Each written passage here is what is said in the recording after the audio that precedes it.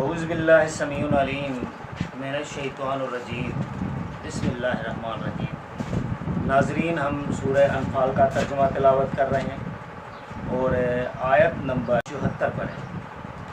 یہاں اللہ تعالیٰ فرما رہے ہیں، اور وہ لوگ جو ایمان لائے اور جنہوں نے ہجرت کی اور جہاد کیا۔ یہ جہاد کوشش ہے، جس نے کوشش کی اللہ کی راہ میں۔ یہ اللہ کی راہ میں کوشش کرنے کو بھی جہاد بولا جاتا ہے۔ یہ پرسنلی بندے کی بات ہو رہی ہے، لیکن جو قتال ہوتا ہے، لڑنا ہوتا ہے، اس کو قتال بولتے ہیں، اور وہ اجتماعی طور پر لڑا جاتا ہے۔ اکیلے بندے کی بس کی بات نہیں ہے۔ اکیلا بندہ جو ہوگا وہ لوگوں کو سمجھائے گا، جس کی مرضی ہے بات مانے، جس کی مرضی ہے بات نہ مانے۔ ہاں، اگر عذاب کا جب کوڑا برساتے ہیں تو پھر سب پر، چاہے وہ زلزلوں کی صورت میں ہو، زمین کو الٹ کے رکھ دے، ہوا بھیج دے، اکھاڑ کے پھینک دے، وہ پھر اللہ تعالیٰ کی مرضی ہے۔ پھر عذاب سب پر ایسے ہی آئے گا۔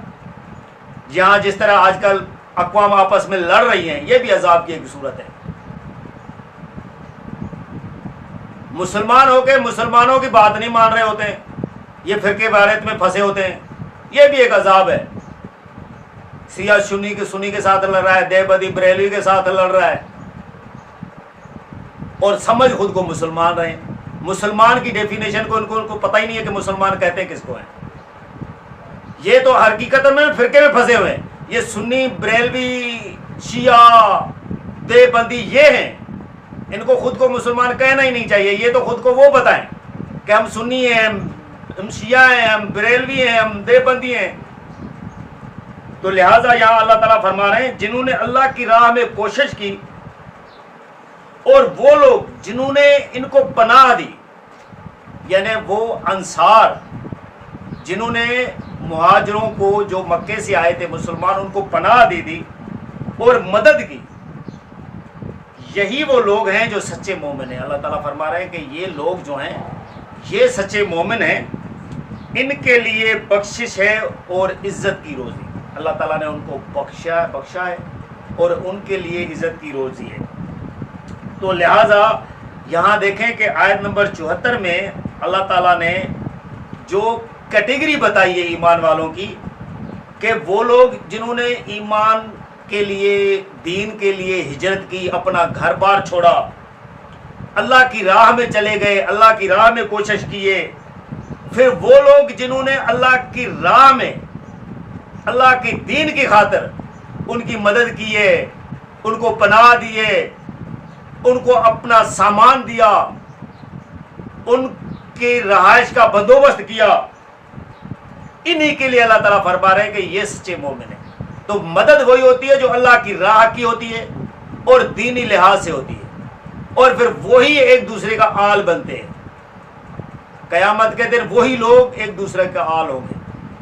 ورنہ اگر آل میں ہے بھی، یعنی خاندان میں ہے بھی، تو اگر وہ حضرت نوح علیہ السلام کا چاہے بیٹا ہو یا بیوی ہو، چاہے حضرت لوط علیہ السلام کی بیوی ہو، وہ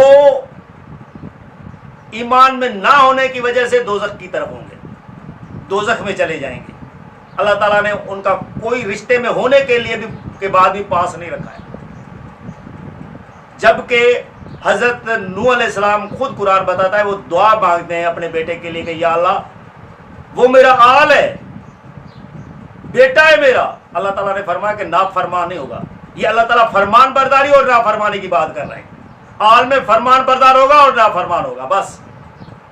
کافر بھی یہی ہے، اگر اللہ تعالیٰ کا کہنا نہیں مان رہا ہے تو کافروں کی لسٹ میں ہے، اگر اللہ تعالیٰ کا کہنا مان رہا ہے تو وہ مسلمانوں کی لسٹ میں ہے۔ وہ فرمان بردار ہے اور دوسرا وہ نافرمان ہے۔ تو لہٰذا اللہ تعالیٰ کے دین کو اچھی طرح سمجھیں۔ آگے اللہ تعالیٰ آیت نمبر 75 میں فرما رہے ہیں، اور وہ لوگ جو ایمان لائے، ہجرت کی اور کوشش کی تمہارے ساتھ مل کر، سو یہ لوگ بھی تم میں سے ہیں۔ یعنی حضور صلی اللہ علیہ وسلم کو فرمایا جا رہا ہے، اور وہ لوگ جو ایمان لائے ہیں، ان کے بعد پھر انہوں نے ہجرت کی ہے، یعنی آپ کے ساتھ وہ مکے کو انہوں نے چھوڑا ہے اور کوشش کی ہے، اللہ کی راہ میں کوشش کی ہے، تمہارے ساتھ مل کر، یعنی حضور صلی اللہ علیہ وسلم کو کہا جا رہا ہے کہ آپ کے ساتھ مل کر جنہوں نے یہ کام کیا ہے، سو یہ لوگ بھی تم میں سے ہیں، یعنی یہ لوگ بھی آپ میں سے ہیں، وہ ایمان والے ہیں جنہوں نے دین کے خاطر یہ سارا کام کیا ہے۔ پھر آگے اللہ تعالیٰ اسی آیت کے اندر بتا رہے ہیں مگر خونی رشتہ دار ایک دوسرے کے زیادہ حقدار ہیں اللہ کی کتاب کی روح سے، یعنی یہاں اللہ تعالیٰ فرما رہے ہیں کہ ایک وہ رشتہ ہے جو دینی لحاظ سے آپ کے ساتھ ہے، پھر اللہ تعالیٰ ایک خونی رشتہ دار جس طرح اولاد ہوتا ہے، والدین ہوتے ہیں، بہن بھائی ہوتے ہیں، ان کو اللہ تعالیٰ نے کتاب کے حساب سے اگر وہ ایمان پر ہے تو ایک ترجیح دی ہے، لیکن ان کے لیے بھی یہ شرط ہے کہ پہلے ایمان ہوگا۔ اسی حساب سے اللہ تعالیٰ نے جب درجہ بندی کر رہی ہے کہ اللہ تعالیٰ قرآن پاک میں بتا رہے ہیں کہ جس درجہ بندی کے حساب سے اگر کسی کا نیچے والا درجہ ہے اور کسی کے کام اوپر والے درجے میں ہے تو خونی رشتہ دار کے حساب سے اللہ تعالیٰ پھر اوپر والے نیچے والے کو اٹھا کے اوپر والے تک طرف لے جائیں گے، یہ اللہ تعالیٰ اس کو فوقیت دے دیں گے۔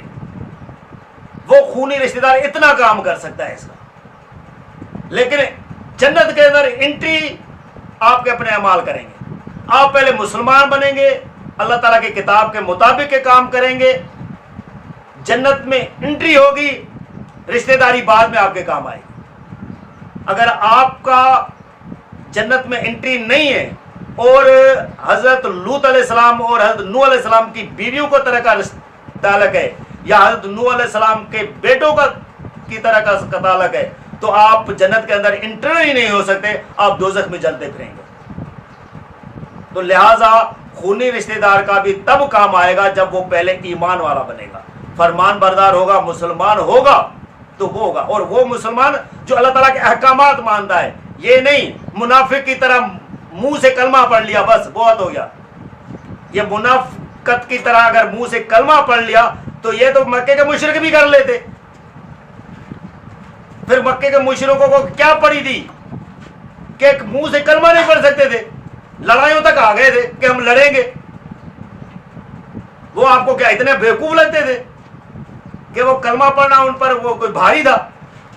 اصل میں ان کو پتا تھا کہ یہ جو وحیاں آ رہی ہیں اور یہ جو بتایا جا رہا ہے اس میں ہمیں کام کرنا پڑے گا۔ آپ کام کرنے کی بات کریں، منہ کے کلمے کی بات نہ کریں، منہ کا کلمہ اپنے پاس۔ آگے اللہ تعالیٰ فرما رہے ہیں بے شک اللہ ہر چیز کو پوری طرح جانتا ہے۔ تو لہٰذا ناظرین ہم یہ ویڈیو آیت نمبر 75 پر کنکلوڈ کر رہے ہیں۔ آگے اس کے بعد سورہ توبہ شروع ہو رہی ہے اور وہ بھی قتال کے بارے میں ہی اس کا موضوع ہے، تو لہٰذا ہم آپ کو اگلی ویڈیو میں بتائیں گے کہ سورہ توبہ میں اللہ تعالیٰ کیا فرما رہے ہیں۔ جزاک اللہ۔